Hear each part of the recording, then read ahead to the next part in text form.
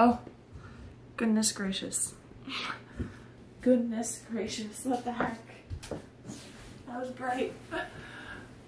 Good morning, people. It's Wednesday. It's Wednesday. Come on, Kelly, you got this. Spring work. Wednesday. I'm about to go to the gym. It's early, but it's how early I wake up every morning, but for some dang reason today it's feeling like it's like 3 hours earlier. Anyways, Wednesday, gym, work, welcome to the vlog. If you're new here, I'm a clinical fellow SLP. I work in an acute care hospital, and I'm going to take you in a little bit of what my day looks like today and then talk about some things that I have learned working in an acute care hospital since starting. I am about 6 months into my clinical fellowship, so I've learned a lot. But a couple things that I didn't know that I wish I knew before I started. Maybe. I don't know what I'm gonna call this, but here we go. Wednesday! Oh.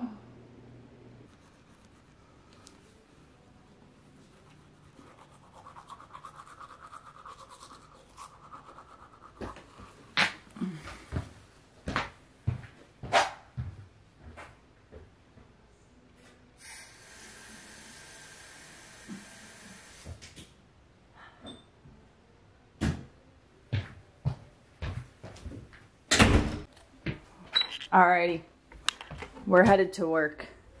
My hair is Crazy Town, USA, but I'm going to find a claw clip when I get to my office and fix it. We're rocking my Hokas today, which I never really wear to the gym, but my ankles are hurting, and I probably will wear this black sweatshirt around, so this is just a better fit than normally my purple shoes. So, trying to match. I have my favorite pair of Fig scrubs on because it's Wednesday, and sometimes the middle of the week is just so hard to get through, and so we boost the middle of the week up by wearing something that you love to wear and feel great. Gonna head to work. I don't know what today is gonna bring because this week after the holiday has been absolutely insane. My supervisor warned me that the day after that Monday after Thanksgiving weekend is going to be horrible because we had only one person working Thanksgiving and then Friday, Saturday, and Sunday. And so now we're just backed up and we're playing catch up all week. So yesterday was better than Monday. I'm anticipating today to be better than yesterday. Let's go.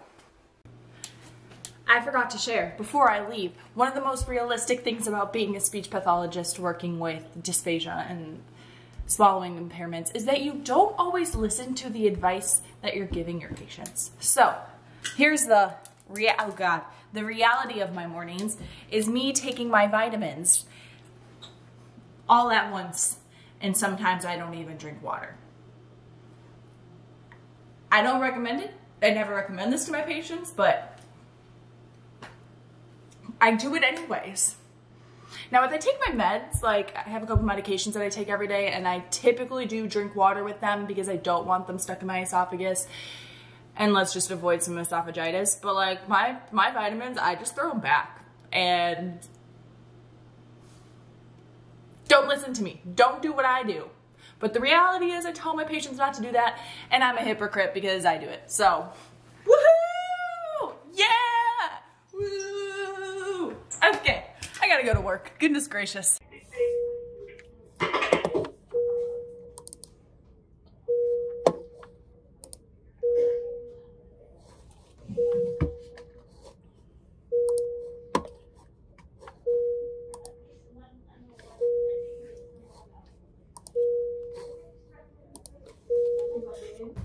I'm back, and I'm clearly not at work.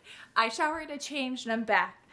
Basically, I'm going to go over my thoughts on, I lied. I'm on my 5th month of my clinical fellowship. So, my thoughts on the things that no one tell you about grad school and starting work that I think is important to know. So here we go. Oh, my camera's on my bed, so it's just not a good surface. I guess that's a little bit better, but I feel crooked. Oh, okay, a little bit better. Alrighty, so number 1, people will tell you that work-life matters.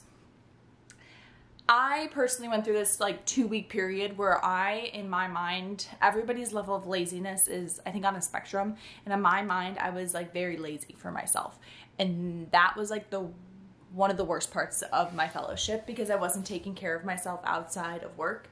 I was just coming home. I would go to the gym in the morning before work, but after work, I would just come home and like basically do nothing. And I wouldn't hang out with friends, and I'd cook dinner and just chill, just watch TV, didn't really do much. And I was so bored with life and so upset. And I was like, I need to get myself out of this funk. And the way to do it is like plan things after work.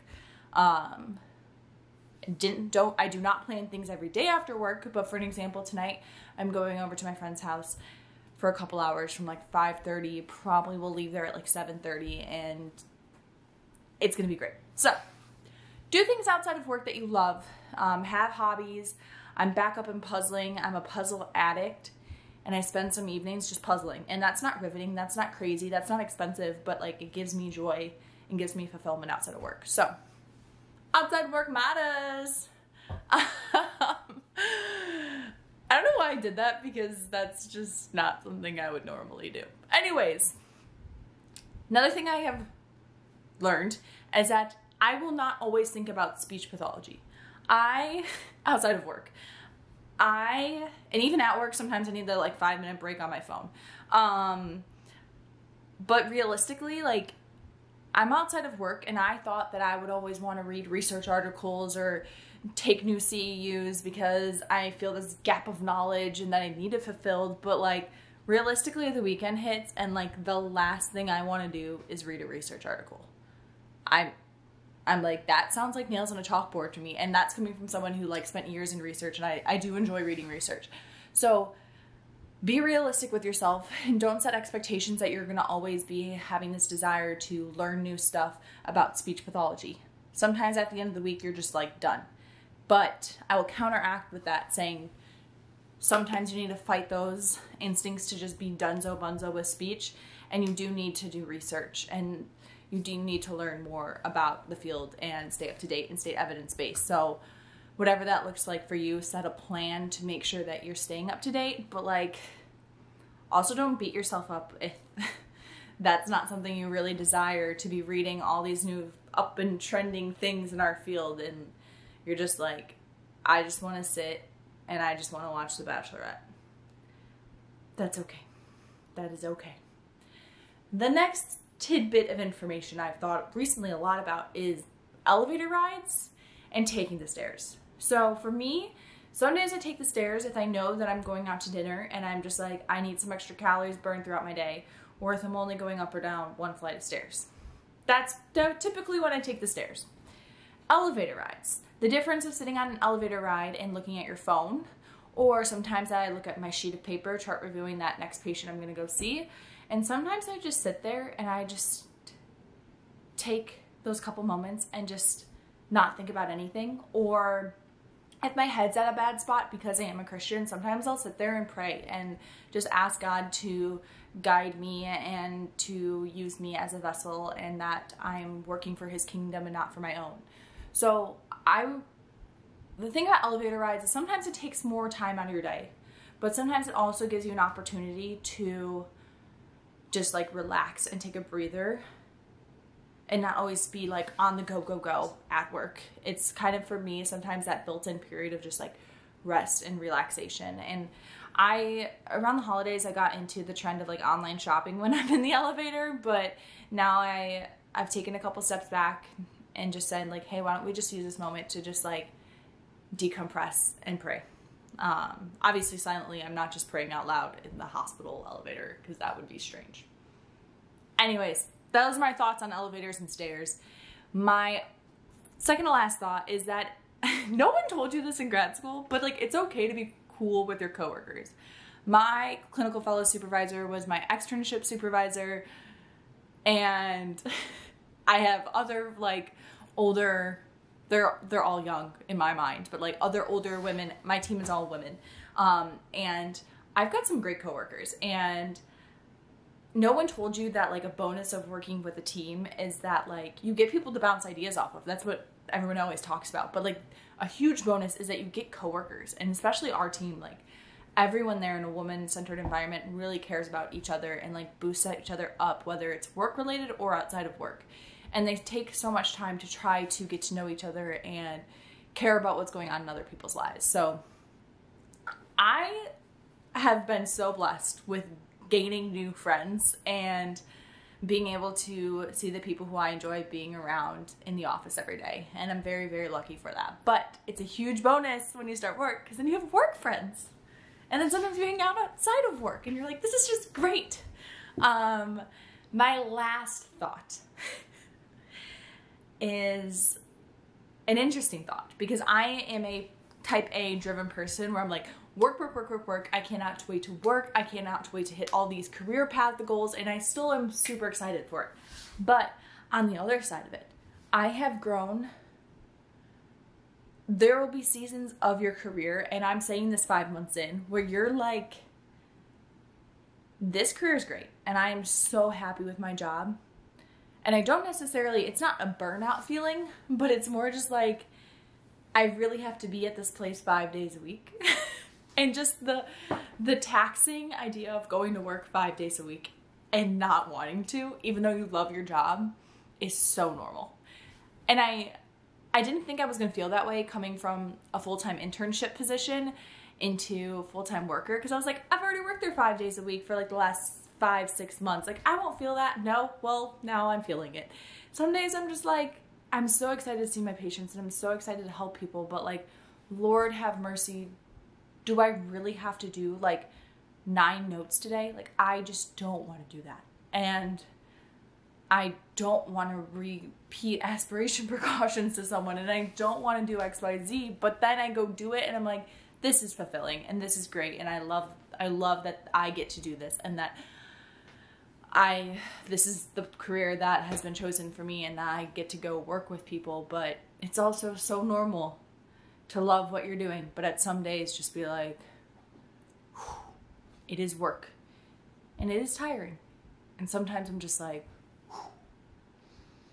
But I have a vacation planned coming up, and I'm like, also the great thing about work is that you get vacation, you get time off, and you get to enjoy your time off and your rest. So that is a plus, but it's okay. It's normal to feel towards work.